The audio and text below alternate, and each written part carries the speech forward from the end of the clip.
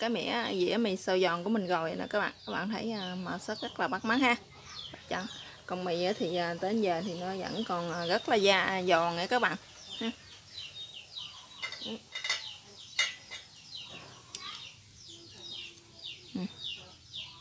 Bạn thấy không?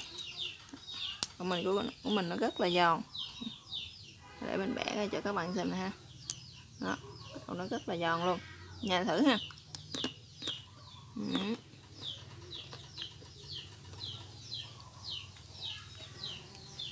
Những cái gia vị ha, những cái nguyên liệu này kết hợp với nhau cũng rất là rất là lạ miệng nha các bạn. Màu sắc cái dĩa này cũng rất là bắt mắt ha. Các bạn muốn biết mình làm như thế nào thì mời tất cả các bạn sẽ vào bếp làm cùng mình nha. Các bạn.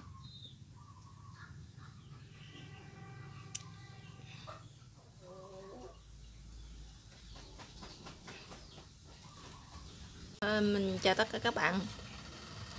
Hôm nay mình sẽ giới thiệu với các bạn cái món là mì xào giòn nha các bạn. Nhưng mà mình làm chay ha. Mình làm từ nấm nè, rau cải nè ha các bạn. Trước tiên thì mì xào giòn thì chúng ta sẽ không có thể thiếu. Trước tiên thì là mì ha. Mình xài mì chiên giòn nè các bạn ha. Cái hiệu này mình ăn cũng rất là nhiều. Mình chiên lên nó cũng rất là mau và dễ nha các bạn.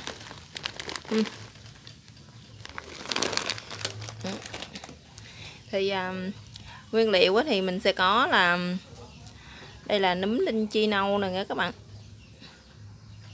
Rồi tiếp theo đó là mình sẽ xài nấm đùi gà ha. Nấm đùi gà này mình xài cái loại nấm đùi gà nhỏ, nấm đùi gà mini các bạn. Gọi là người ta còn gọi là nấm đùi gà non á ha. Rồi, đây là mình sẽ có 50g. Cái này là thịt lát bò nha các bạn, đồ chay luôn. Đây là một cái củ cải đỏ nhỏ. Ở đây là cũng là 50g cà chua bi luôn. Còn cái này thì sẽ là 100g đậu, cái này là bắp non nha các bạn. Còn có chỗ thì người ta còn gọi là tràng bắp á ha. Với lại mình sử dụng đây là ớt chuông nha các bạn, một trái ớt vàng và một trái ớt xanh. Thì ớt chuông này chắc hồi nãy mình sẽ không có sử dụng hết, mình sẽ sử dụng ít thôi. Rồi đây là 200g cải bó xôi đó các bạn. Cái này ăn rất là tốt, rất là bổ luôn. Thì tiếp gia vị thì mình sẽ có đường nè, muối nè, bột ngọt và dầu hào nha các bạn. Với lại một ít với lại dầu ăn nữa. Để dầu thì để mình chiên cái mì đó các bạn. Rồi giờ mời các bạn sẽ vô bếp làm cùng mình nha. Trước tiên chúng ta sẽ bắt cái chảo lên, chúng ta chiên mì trước nha các bạn. Mình sẽ cho dầu vào đây ha.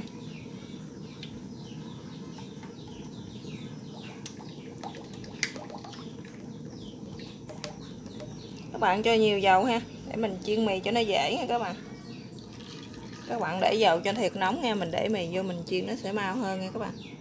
Rồi bây giờ cái chảo dầu của mình nó đã sôi vô lắm, nó đã nóng dữ lắm, nóng rồi đó các bạn. Giờ mình sẽ cho nó vô đây ha.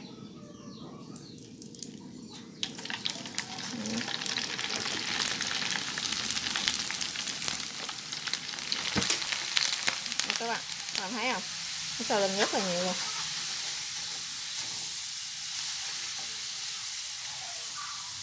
Các bạn nóng ha thì các bạn chiên nó rất là mau, nó rất là mau phì lên nha các bạn. Giờ mình đã chiên xong rồi đó các bạn. Mình sẽ vớt nó ra ha.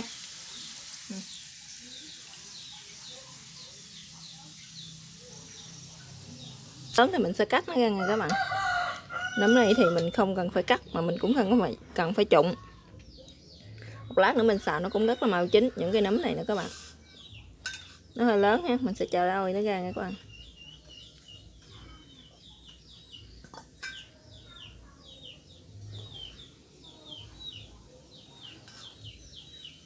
Cái nấm này hồi nãy thì mình đã rửa xong hết rồi, mình cũng đã ngâm nước muối rồi đó các bạn.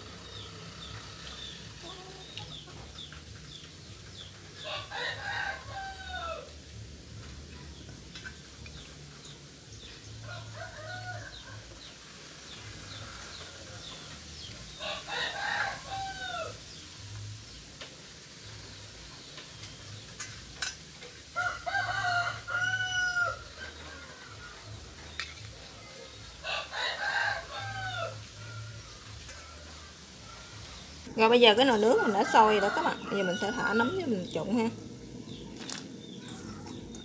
Cái này mình những cái nấm này mình sẽ ăn không hết cho nên mình sẽ không trụng hết. Mình trụng một ít thôi các bạn.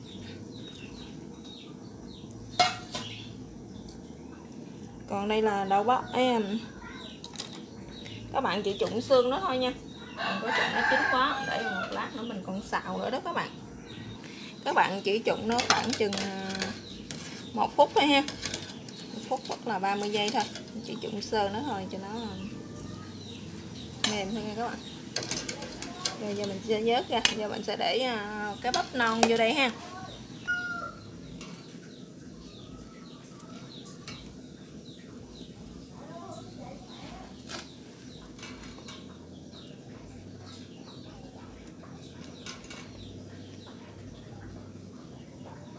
Rồi bây giờ bắp với lại nấm đuôi gà mình đã trụng xong rồi nè các bạn. Bây giờ mình sẽ đi xắt củ cải ha. Rồi bây giờ củ cải mình sẽ thái theo cái chiều của bắp non đó nghe các bạn.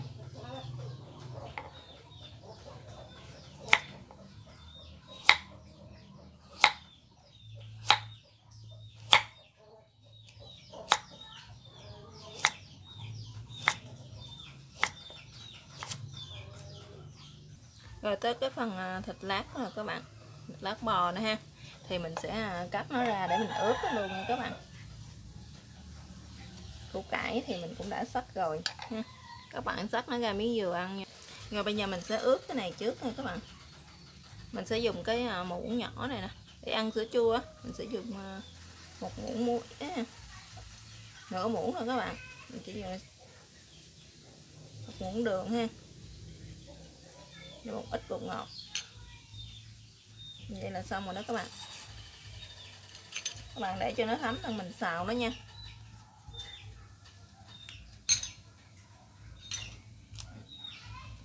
Bây giờ tới 2 trái ớt chuông này ha, thì mình chỉ xành này 1/4 của cái trái ớt này thôi các bạn. Tại ăn không có nhiều quá cho nên mình sử dụng ít thôi. Và bây giờ cái phần ớt chuông này các bạn, mình cũng đã thái sợi ra hết luôn rồi như thế này ha.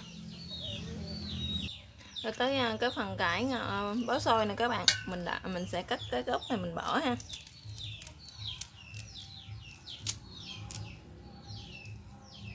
Mình chỉ lấy cái cọng thôi các bạn, còn cái lá thì mình để lại mình nấu canh ăn ha.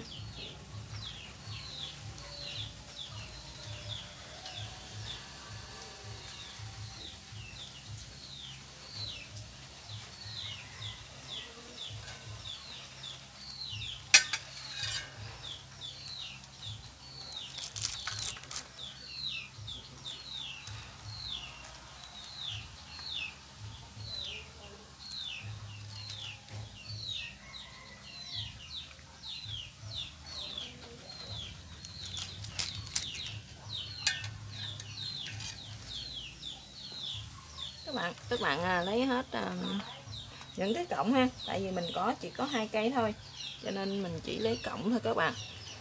Với lại 3 cái cải rau này nè, mình cũng khá nhiều rồi cho nên mình không cần phải xào cho nó nhiều. Rồi bây giờ bắt đầu mình sẽ xào ha. Mình sẽ bắt cái chảo lên để cho chảo nóng rồi các bạn.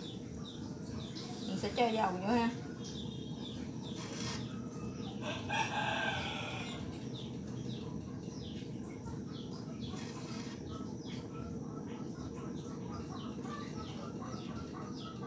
Mình sẽ cho 2 muỗng dầu đó các bạn, 2 muỗng canh dầu ha.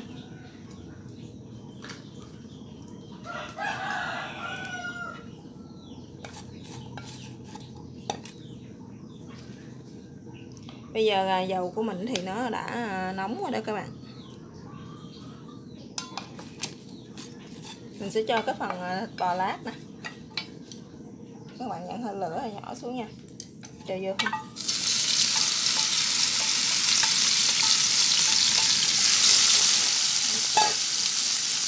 Giờ nấm nè các bạn. Mình sẽ cho nó vô luôn.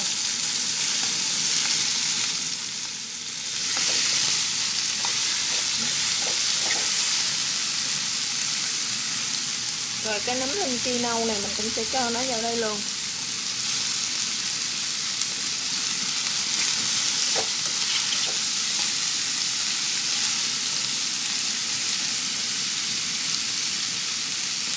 Củ cải đỏ mình cũng cho nó vô luôn nha các bạn.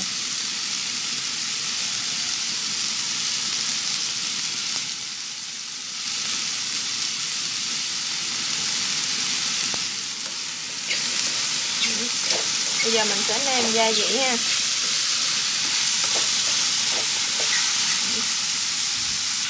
Rồi giờ mình sẽ cho muối vào đây. Rồi các bạn, cái muỗng nhỏ hồi nãy ha, mình sẽ cho vào đây 1 muỗng muối.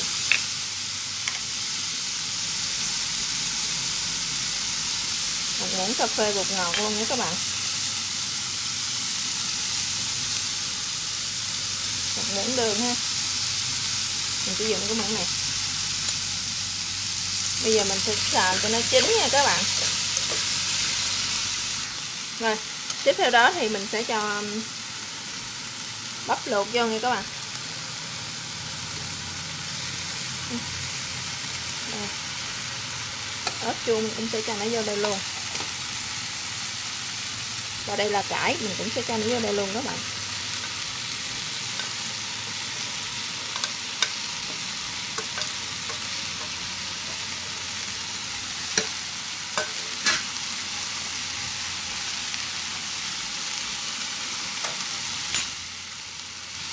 Bây giờ mình sẽ trộn nó lên nha.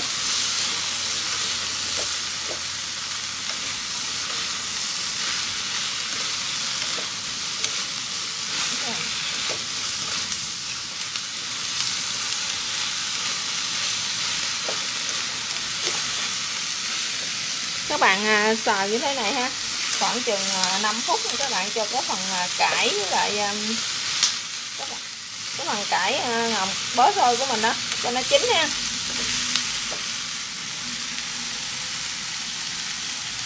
Và cuối cùng mình sẽ cho vào đây 2 muỗng dầu hào nha các bạn.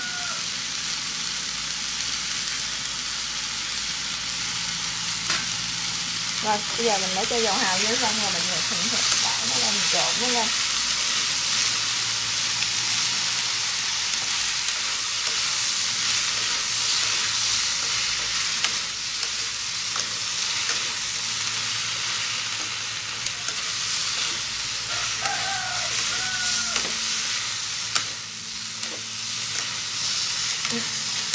Rồi bây giờ cái của mình nó đã được rồi đó các bạn ha. Nó cũng đã chín cái phần cải của mình rồi. Bây giờ mình sẽ ăn thử rồi nó như thế nào ha. Rồi nó vừa ăn chưa nha.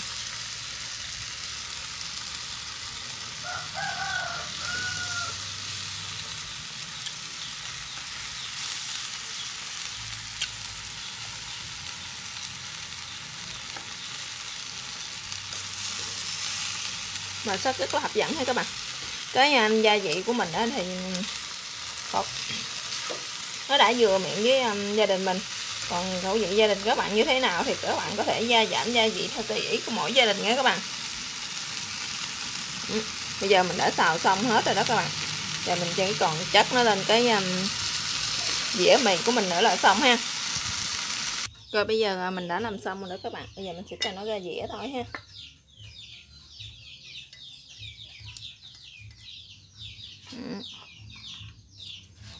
Đây là cái dắt mì mình chiên hồi nãy nè các bạn thấy không?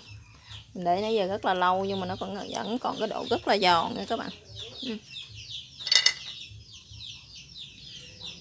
Rồi đây cái phần mình xào nữa ha, mình sẽ cho nó lên đây nha các bạn.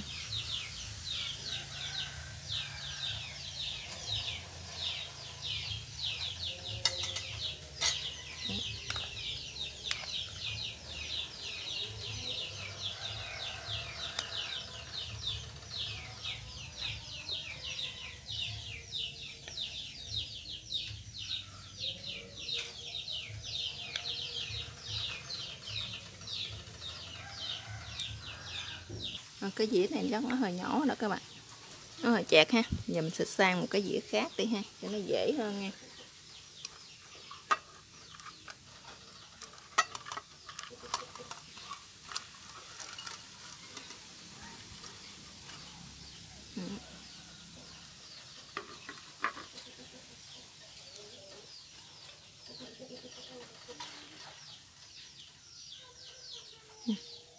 Cái dĩa này nó có hơi bụng á các bạn, mình sẽ để dễ hơn ha.